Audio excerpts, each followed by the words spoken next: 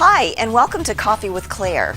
This series is all about communication, and today specifically we're going to be talking about digital communication. Obviously, I embrace digital technology because I am on an internet TV show, and it's hosted by Women Broadcast Television Network.tv. So social media is here to stay, right? We need to embrace it. And one of the things that I want to encourage you to do is to take a look at your website, because a lot of us are not utilizing social media to its maximum capacity. And if you are not using social media, you're actually getting behind the curve, because 74% of information that's on the internet by the end of the year is going to be by video. Now, I'm a public speaker. I use improvisational comedy to help open up lines of communication with groups and organizations, right?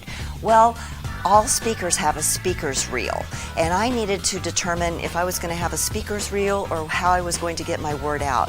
And when I found out about WBTVN, I thought, ooh, this is a great way to differentiate myself from all the other speakers that are out there. And so my challenge for you this week is to think about, what is your differentiator?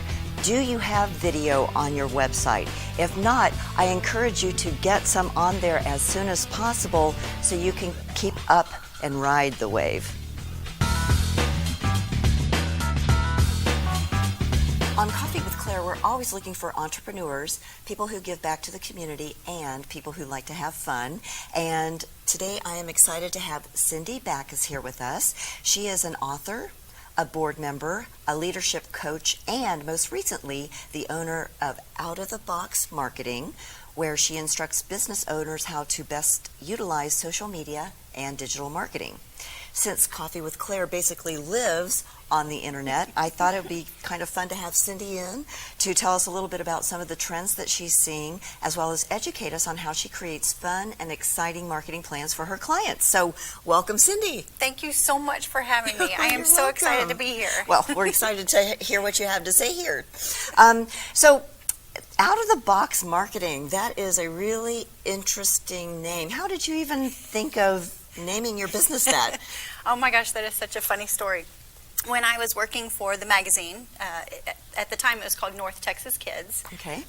I was actually working with several of our clients that are 12-time clients, and I was really their marketing arm. Okay. I would kind of walk them through the process, and they kept telling me over and over again, Cindy, you always come up with these out-of-the-box kind of unique ideas. Mm.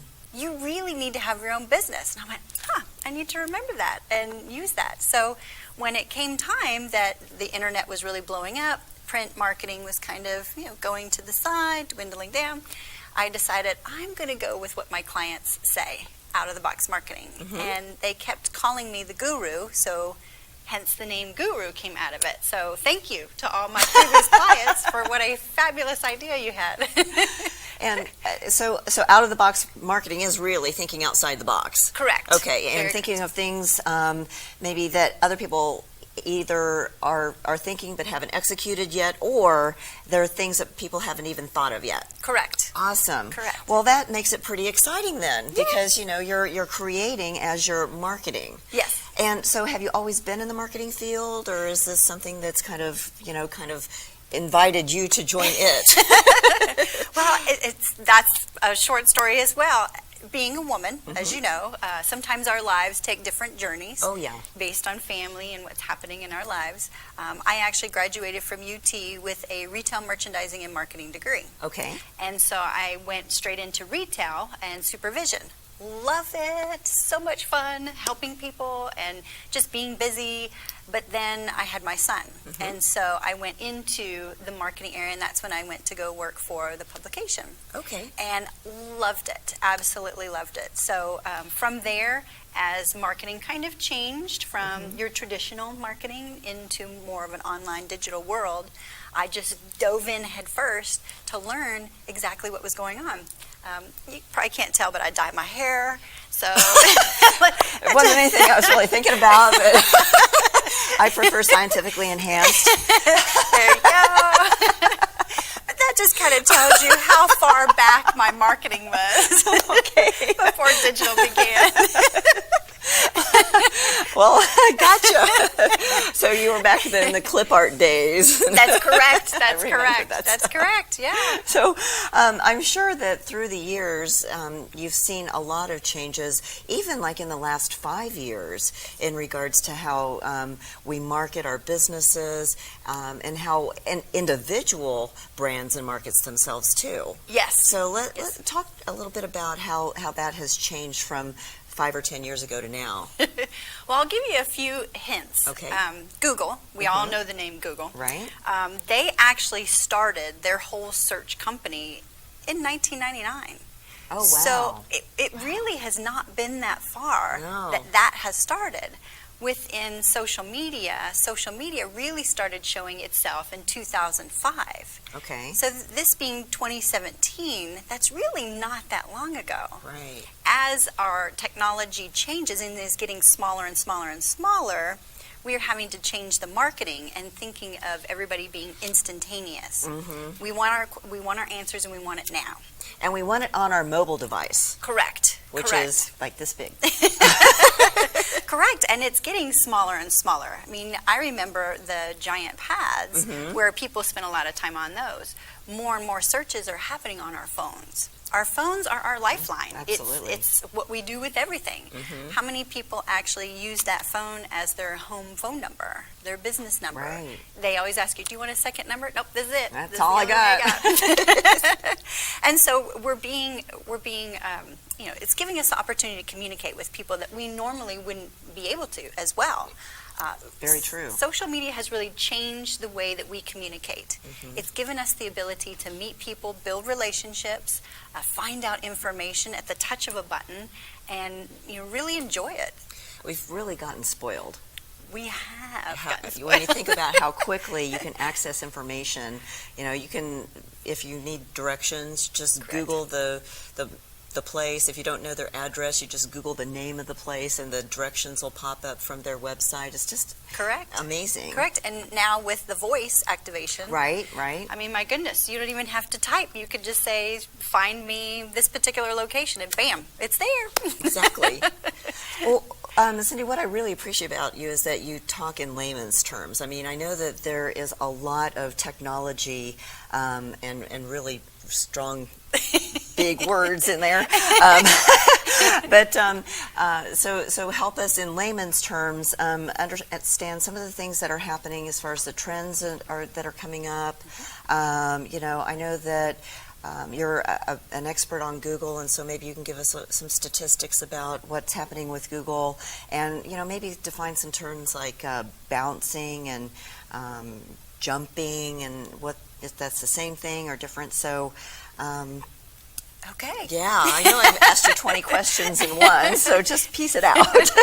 Okay, so let me start with saying that in 2014 is when Google actually said that the number of searches that are happening have surpassed the desktop numbers on all mobile applications. Oh, wow, 2014. 2014. Okay. And so that was within 10 countries. As of 2015, that was worldwide. Wow. Now there's over 1 billion searches B with a B, billion.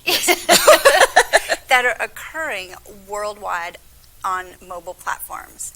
If businesses' websites are not ready for mobile platforms, it's not going to function well. If it loads too slowly, people are ready to go to the next answer. We want that answer very quickly. So with that being said, Google has put together this huge group of people. LinkedIn is part of that, Twitter is part of that, Pinterest is part of that, WordPress.com is a part of that, plus a lot of other publications, media, and technology companies. They all got together and said, we need to work together as a project to help this whole mobile platform work better. Oh, that's awesome. Because as being customers of the mobile world, there are certain things that we want. Absolutely. And so as a business owner, you need to not only know what those customers want, but be able to use that to make sure that your website, your e-commerce site, anything that you do online is going to function well, so that you can keep their attention and get them to shop. I mean, I don't know about you, but I do a lot of shopping online. Shoes are my favorite. We'll check out the shoes here in a little bit. They are amazing. So when people are putting together a business and you're helping them with a overall marketing strategy, how much is it weighted towards the internet and all of the Google stuff that you're talking about versus the traditional part of marketing, the face-to-face kinds of stuff? What do you recommend?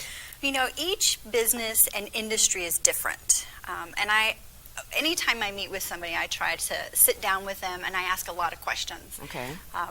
I probably make them think about things they've never thought of themselves. Well, that's great. That's why you want a second person, is to have that sounding board. Because I start asking them questions about who their target niche is. Who are you trying to reach? What is your return on investment? How much do your products cost? How much does it cost to actually get that person to buy?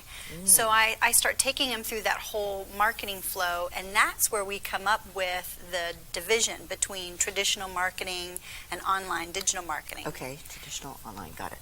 And even on the digital part, there's your area PPC, which is pay-per-click campaigns, or SEM, search engine marketing, that actually cost a lot more than some of the other areas like social media marketing and website marketing. Traditional marketing can encompass news stations, radio stations, print marketing. It can also do networking, trade shows, events, which I love to do. I don't know, you're such an introvert. I don't imagine how you're going to handle being at a trade show. And I try to let my customers know that there's not just one area they should be concentrating on. That's great. It really is an overflow of everything, and making sure that it's cohesive. It all has to be interconnecting. You need to make sure your messaging on everything is correct. If you're running a campaign on social media, it should be everywhere. Everything should be connected. Sometimes they tell me, well, you know what, Cindy, I don't have enough money for everything. So then let's look at the big pieces. What is going to be the best for you with your budget based on who you want to target? And sometimes the target needs to be tweaked a little bit. Start with one target and then move to another target, and then another target, and then another target. Rather than trying to reach everybody. Yeah. A great example. I love the ladies who sell makeup and lipstick, because of course I love makeup. But you know what? If you sell anything, just contact Cindy, because she's going to buy it. Big shopper online. But when I ask them, who is your target, and they tell me, well, it's either all women or it's anybody with skin, I have to stop them for a moment and say, it's really not. Let's talk a little bit more about who is your target. Does it have to encompass a location? Do they have to like certain colors? Do they have to enjoy taking care of their skin? Going through that small process with them, it really makes them think about what they're doing, and it makes me excited. When I get that phone call, Claire, my clients call me and they say, Cindy, oh my gosh, I have failed all my classes. I am so excited. It's all because of what you do. Or oh my gosh, my LinkedIn profile has 10,000 connections. It's all because of you. I just get so excited. It's like, yay, they get it. The light bulbs have gone off. Well, but as a business owner, we need somebody who is, looking at things from 30,000 feet. Correct. Rather than the worker bee working all day in the business rather than on the business. So you're helping people just, get out of that, drilled in mindset to the overall picture, which is amazing. We need you. Thank you. Yes. Thank you. So, when you were talking about Google, you also had mentioned to me before we got on camera about AMP. Yes. What is that? I've never heard of that before. Funny you ask that, because the more I talk about it, I'm finding out that people don't know what it is. I've never heard of it. But it is so valuable. I want to get the word out there as much as I can. Google AMP is a project that was put together called the Accelerated Mobile Pages Project. Okay. The words accelerated, of course you think fast moving, mobile phones. And pages is the pages that are served on that mobile phone. Okay. Okay? It was a project that they put together that decided we need to make sure that everything that's on the internet, websites, e-commerce, directories, the searches, everything is feeding it a lot faster. Mm-hmm. Your mobile phone doesn't have as much space on there. Right. So everything is short versions. That's why there's applications, apps. The apps are smaller than if you see it on an actual desktop. Because of that, everything that's on the internet, when we move it to our phone, is going to run a lot slower. It's probably too much. Right. Yeah. It's just too much. So Google decided we need to work on this. It was 2 years ago that they decided it, so it's still very young, that they would start working on how to make these websites function better on mobile platform. Okay. So in layman's terms, what they're doing is Thank you. Let's talk in regular terms. Thank you. What they're doing is they're stripping out things that are not necessary. Okay. And it's JavaScript and CSS, which is basically coding that's within a website. But they're taking those things out that are not necessary to work on the mobile platform. But it doesn't happen unless you have the AMP plugin or the AMP coding on your website. So until it's actually inserted on your website, it's not happening. Gonna do that, yeah. So those websites that have it installed already, guess where they're being found? On mobile devices. And guess what number they are? Probably on that up at the top. That's right. That's right. See, all right. Hello, I'm the social guru now. I can never do what you do on my best day. But you know, it's so hard to understand and help people, and unless you talk in regular Yeah, you've got terms. to have that conversation, and they need to see the benefit, because Correct. everybody, when you own your own business, you are running a mile a minute. Yes. And everybody's pulling on your coattails. It's like, I need this, I need this, I need this. But, you want to be able to have somebody like you to help guide through all of that, so we don't have to think about it. That's right. Yeah. That's right. I don't want to.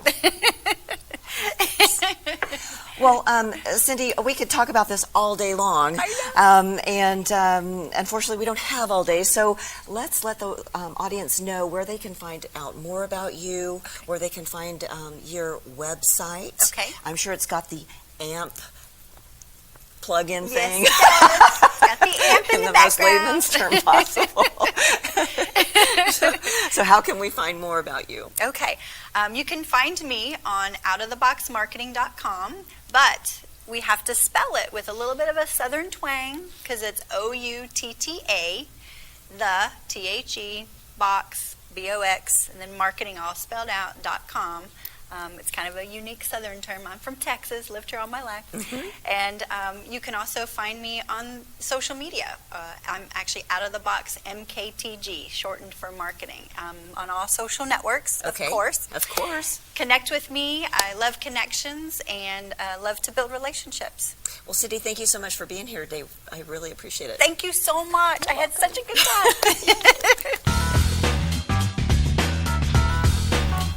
So today I have Ellen and Shelby here to play with Cindy and I in a game called Knife.